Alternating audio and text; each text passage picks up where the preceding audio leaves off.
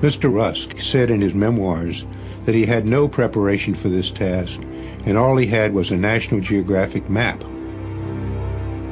There was nothing on the map to indicate a natural boundary, so they simply drew a line approximately halfway down the peninsula at the 38th parallel, just north of the capital, Seoul. In the years that followed, this arbitrary border hardened into a barrier, separating families and loved ones from each other. This was a disastrous decision. The Koreans had no input on the country being divided. They were bitterly opposed to this. No Koreans accepted this dividing line as anything permanent, and most wanted to get rid of that line at any cost. One man determined to reunify Korea at any cost is Kim Il-sung, the legendary father of Kim Jong-il. Chosen by Soviet Premier Joseph Stalin to lead North Korea, he will become like a god to his people.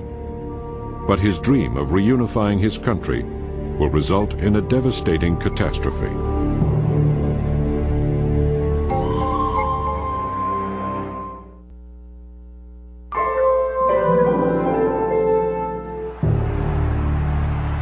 Kim Il-sung's unique position among communist dictators after World War II is rooted in his fierce independence and defiant spirit.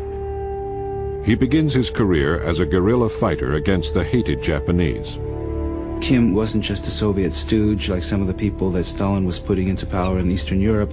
He was a genuine nationalist that the Koreans could respect as someone who really spent his whole life up to that point fighting the Japanese.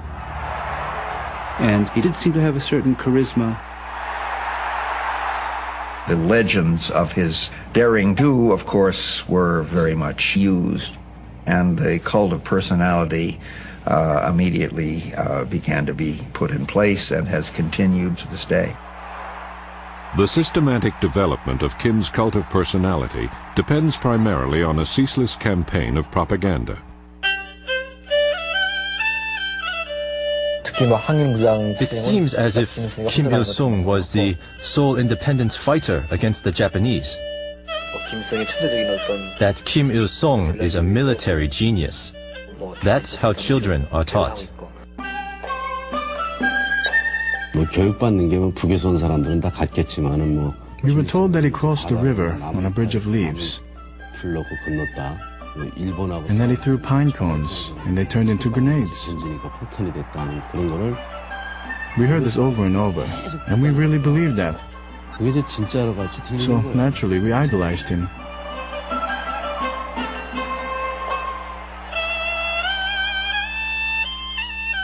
The idolization of Kim Il-sung goes beyond the usual barrage of half-truths and hyperbole. Kim enhances his godlike image by exploiting long-held cultural traditions rooted in Confucianism. He developed an ideology called the Juche, that is self-reliance, which is based on Confucian civilization. It's Confucian civilization in the sense that you have the family system, and the state is an extended version of the family, and therefore the leader is a father. And North Koreans think that way about their leadership. The leadership they support because they're the parents. And they don't choose their parents. They're simply there. That's what underlies the Juche ideology. Juche uses the kind of organic metaphor of the whole society, the state, as a single body, with the head being the leadership and the people being the main body of the society, and that you can't have one without the other. People have to move as one entity. Unlike Marxist-Leninist ideology, this is more spiritual determinism-based doctrine, which is Confucianism. When you have the will, you can move the mountains.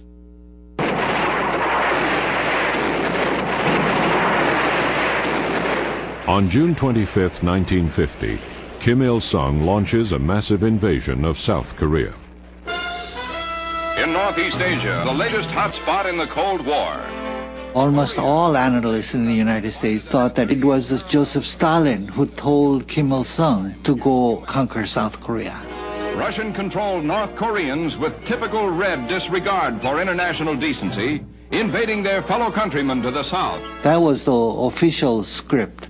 But we know today that it was the other way around. It was Kim Il-sung who asked Stalin. Stalin didn't like this idea at first because he didn't want to provoke the Americans. He didn't want to trigger World War III over Korea, which was not that important to him compared to Europe. Eventually, Kim convinced Stalin that they could get away with this. Kim predicts that the conquest of South Korea will take only 30 days. The war drags on for more than 3 years.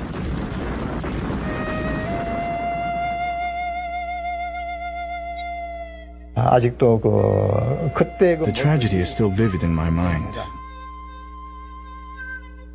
I was 15 at the time. It was frightening. All houses burned down.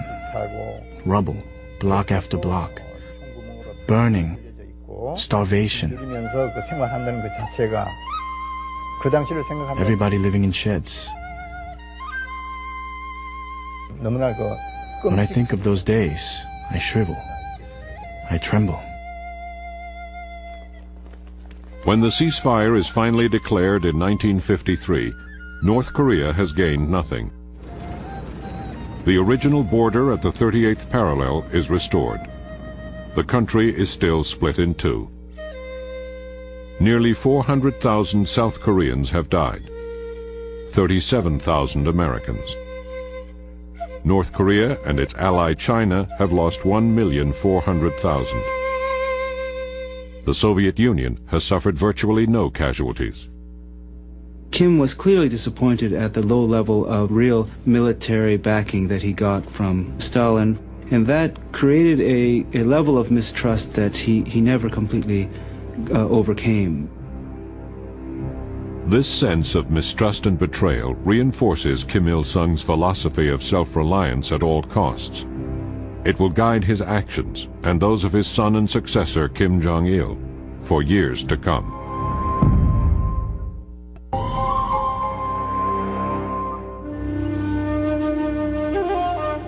Beneath the smiles of Kim Il-sung and the leader of Communist China, Mao Zedong, by the 1960s, tensions are brewing. The Chinese wage what they call the Great Cultural Revolution in China, and they come to Korea and they tell Kim Il-sung that you are a bad communist, you look too fat, and you have so many palaces in the different resort areas, and how can a very frugal communist act in that fashion? Kim Il-sung don't stand for this and kick them out and recalls the ambassador from China and tell Chinese ambassador to go home. Nobody could tell North Korea what to do. This is the environment in which Kim Il-sung's oldest son, Kim Jong-il, begins his rise to power. His rapid ascension through the ranks culminates in 1980. Kim Il-sung, known to all as Great Leader, officially designates Kim Jong-il as successor. He is now to be known as Dear Leader. Suddenly this myth appears that Kim Jong-il was born on sacred Mount Paektu, a mythical place where the Korean people supposedly originated in the far distant past, and that at the time of his birth, in the middle of February, flowers bloomed, there was a double rainbow in the sky, and the whole world knew that a great new leader had been born. In reality, Kim Jong-il is born in a Russian military camp in the Soviet Union on February 16, 1942. At the end of World War II, he moves with his family to Pyongyang, the new capital of North Korea. Little is known about Kim Jong-il's early life. His first job, at age 22, is in the propaganda section of the party. He made propaganda films, he made musicals, he staged plays. So he's naturally get involved with the actresses. He's been called a playboy, and he likes the women, and he likes to drink.